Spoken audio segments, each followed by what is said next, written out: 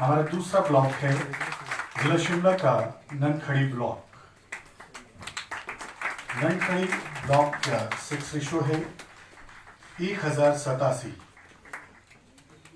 जोरदार तालियां होनी चाहिए उनके सम्मान में।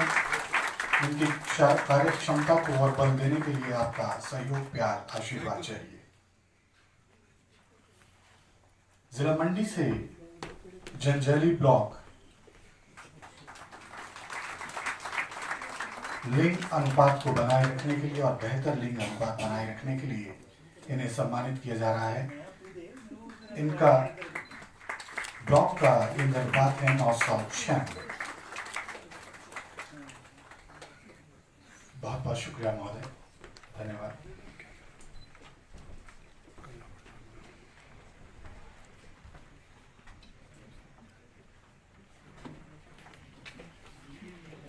Thank you sir.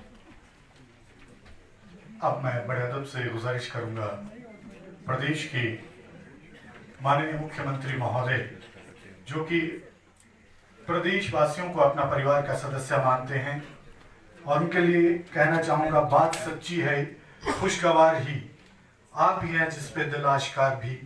आपके हर काम है दिल पंजीर हमें, और है हमें आप पर एतबार भी। जोरदार तालियों से स्वागत करें माननीय मुख्यमंत्री महोदय का।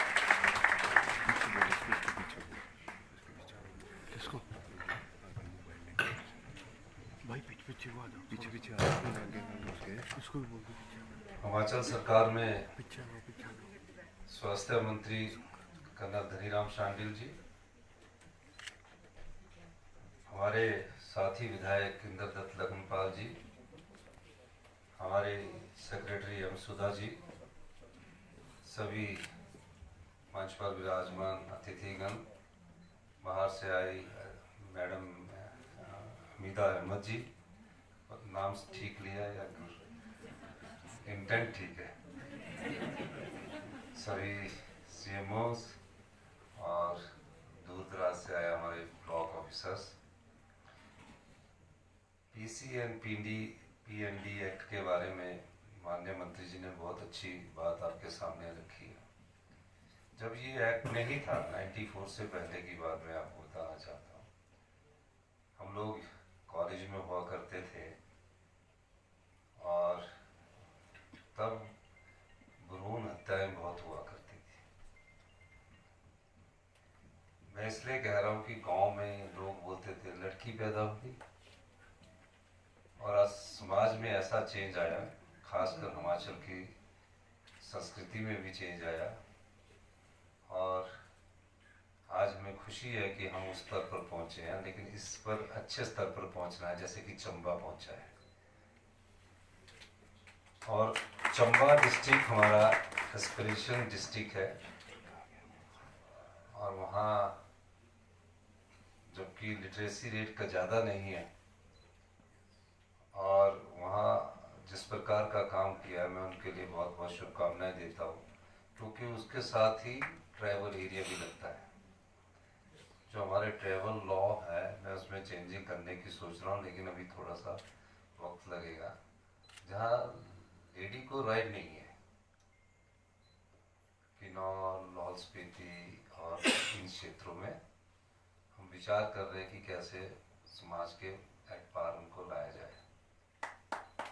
और मेरी माननीय सेक्रेटरी साहब से कोई 3 महीने 4 महीने पहले भी मेरी बात हुई। मैरिज की एज को कैसे बढ़ाया जाए, उस बारे में भी हम चर्चा कर रहे हैं। क्या इंसेंटिव दिया जाए, क्या 1956 के सक्सेशन एक्ट जो हिंदू मैरिज एक्ट है उसमें हम बदलाव कर सकते हैं कि नहीं कर सकते, इस दृष्टि से हम काम कर रहे हैं।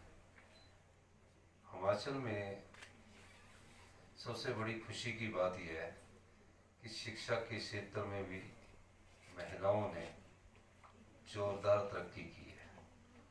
हर क्षेत्र में महिलाएं बहुत ज़्यादा आगे आ रही है।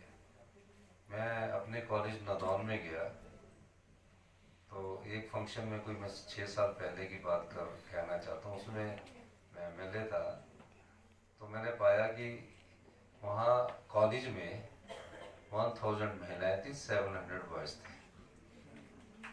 और और भी कॉलेज में जब मैं गया तो MSc, PhD, research work IIT में की हुई है, एमबीबीएस में हमारी बहुत महिलाएं आ रही है, सब क्षेत्र में आ रही है। और 73 कॉन्स्टिट्यूशंस का अमेंडमेंट आया था, 74 का अमेंडमेंट आया।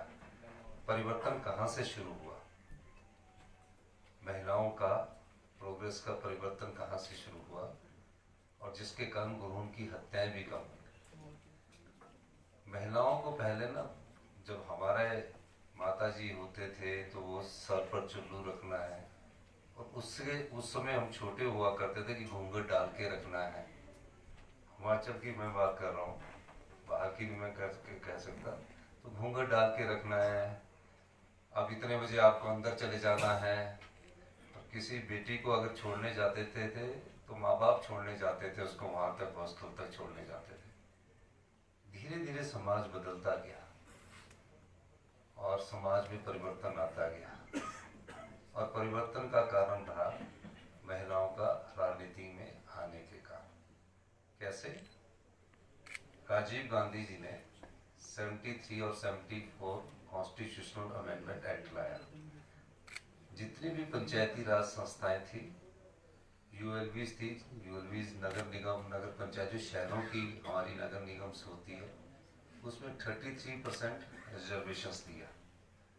अब जब पहली बार रिजर्वेशंस के बाद चुनाव हुआ तो महिलाएं नहीं आई, 33% में महिलाएं नहीं आई, तो 20% महिलाएं हिमाचल प्रदेश में चुनकर आई और बाकी सीटें खाली रही। 25% के करीब, मुझे याद नहीं है, लेकिन उसमें महिलाएं कम आई। अगली बार फिर महिला पति प्रधान कहने लगा कि पति प्रधान। जो अगला चुनाव हुआ उसमें महिलाएं तो आ गए, पत्नी तो आ गई, लेकिन प्रधान क्या हो गए? ये पति प्रधान है। तो इस नाम से बदलाव ग्रामीण क्षेत्रों में आता गया, और आज 56% महिलाएं पंचायती राज में चुनकर आई है। आंख से आंख मिलाकर बात करती है, कंधे से कंधा मिलाकर बात करती है, और हर बात का जवाब बड़े तरीके से वो देती है।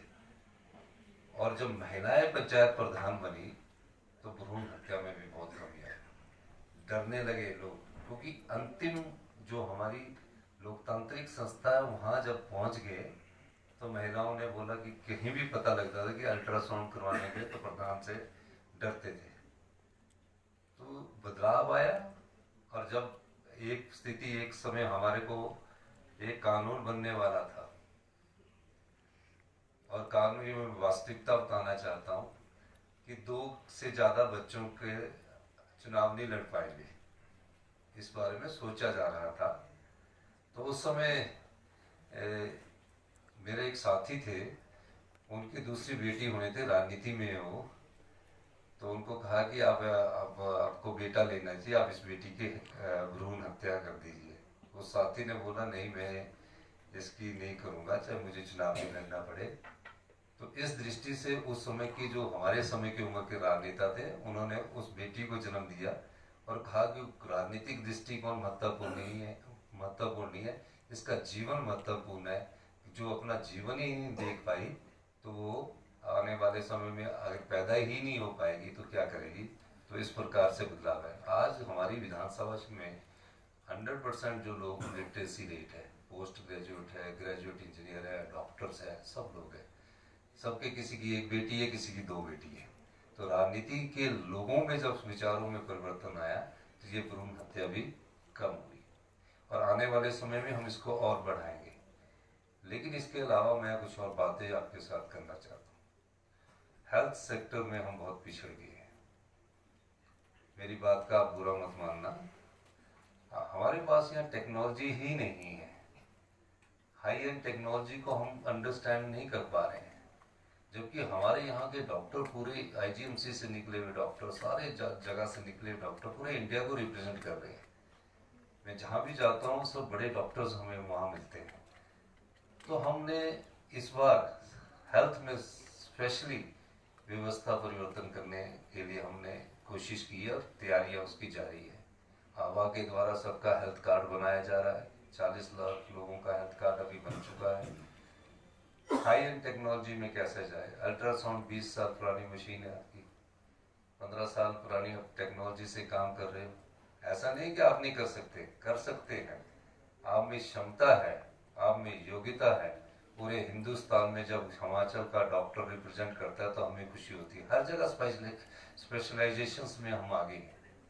हमने हाई एंड टेक्नोलॉजी में रोबोटिक सर्जरी सब जगह लाने की कोशिश कर रहे हैं। लेटेस्ट टेक्नोलॉजी का हम उसमें अभी आने वाले समय में आप देखोगे कि उसके टेंडर भी होने जा रहे हैं। कैजुअलिटी डिपार्टमेंट को हमने फर्स्ट पायलट प्रोजेक्ट के तहत डिपार्टमेंट ऑफ इमरजेंसी मेडिसिन का हमने बनाना शुरू किया है। तो इस प्रकार से अगर हम बिल्डिंग्स बना लें, डॉक्टर पैदा कर लें और आपके हाथ में टेक्नोलॉजी नहीं होगी, जो आजकल टेक्नोलॉजी बेस्ड सारा मेडिकल साइंस हो गई है, तो हम पीछे रह जाएंगे। तो हम इसमें भी परिवर्तन कर रहे हैं और इस एक्ट के माध्यम से हम हिमाचल की जनता से भी अभी थोड़ी सी जो मानसिकता अभी भी रही है उसको भी परिवर्तित करने की जरूरत है। तो मैंने अभी मैडम से बात की, माननीय मंत्री जी से बात की और हमने ये फैसला किया कि जिसकी एक बेटी होगी उसको इंसेंटिव के तौर पर 2 लाख रुपया दिया जाएगा। जिसके 2 बेटियां होगी उसको 1 लाख रुपया दिया जाएगा। मैं भी 2 बेटी का पिता हूँ, पूर्व मुख्यमंत्री भी 2 बेटी के पिता है और आगे के लिए दिया जाएगा पिछले वालों में आगे वालों को, ताकि आगे वालों को जो भी हो पिछले वालों को नहीं दिया जाएगा। तो हमारे विधानसभा में काफी राजेश धर्मानी सिंगल बेटी है। तो जब राजनेता इस चीज को अडॉप्ट करते तो गांव के लोग भी बहुत अडॉप्ट करते हैं। लेकिन खुशी इस बात की है कि हमारे यहाँ लिटरेसी रेट अच्छा होने के कारण हम थोड़े इस मामले में और आगे जाना है। अभी तीसरे स्थान पर आए हैं, जब हम पहले स्थान पर आएंगे तब तो हमें बहुत खुशी होगी। कुपोषण की भी हमें काफी समस्या का सामना करना पड़ रहा है। हेल्थ में भी हमने बच्चों के भी प्रोग्राम हम शुरू करने जा रहे हैं। आपसे पहले एक और मीटिंग थी, अभी हमने उसमें कहा कि जो मिड डे मील बच्चों को मिलना है, क्या प्रोटीन्स मिलने हैं, क्या विटामिन मिलने हैं, क्या कार्बोहाइड्रेट्स वगैरह मिलने हैं, इस सब पर भी हम चर्चा करके आए कि उनके जो बच्चा पैदा होने वाला उसको हमने क्या सुविधा देनी है, बेटी पैदा होने वाली है उसमें क्या सुविधा देनी है। और बेटियों के लिए तो हमारा वैसे भी सारा कंपेन अभी जो है तो अच्छा है और 33% तो अब रिजर्वेशन मिलने वाली है। और विधानसभा में जब 33% रिजर्वेशन एमएलए की मिलेगी, एमपी की मिलेगी, तो और आपके लिए जो एवेन्यूज है वो खुलेंगे। आप अपनी बात को जोर से रख सकती है। अभी देश के प्रधानमंत्री मोदी जी ने नई पार्लियामेंट में 75वें साल में हम प्रवेश कर रहे हैं। हमारा ये सभी दल थे जिसमें कांग्रेस ने भी समर्थन किया, सभी दलों ने 33% आरक्षण का समर्थन किया लेजिस्लेटिव असेंबली में और पार्लियामेंट असेंबली में। तो आने वाले समय में समाज और परिवर्तित होगा और हमारे देश की संस्कृति, हमारी जो संस्कृति है वो बड़ी वाइड है, बहुत ओपन संस्कृति है हमारी। और इस संस्कृति में महिलाओं को अधिक सम्मान दिया जाता है। जितने भी आप वेद पढ़ लीजिए, जितने भी आप कोई कुछ पढ़ लीजिए, उसमें सब में महिलाओं का सम्मान सबसे पहले रखा गया है। ये देश तो वो है जहाँ आपने का पत्थर पूजा जाता है, छोटी से छोटी चीज पूजी जाती है, हर चीज का अपना महत्व है। तो यहाँ एक जो बेटी है वो तो इस सृष्टि की रचिता है, उसको तो हमेशा सम्मान पूर्वक देखा जाता है। तो मैं इस कार्यशाला जो आपने यहाँ आयोजित की है इसके लिए मैं बहुत बहुत आपको मुबारकबाद भी देता हूँ और माननीय मंत्री जी का भी धन्यवाद करना चाहता हूँ कि नारी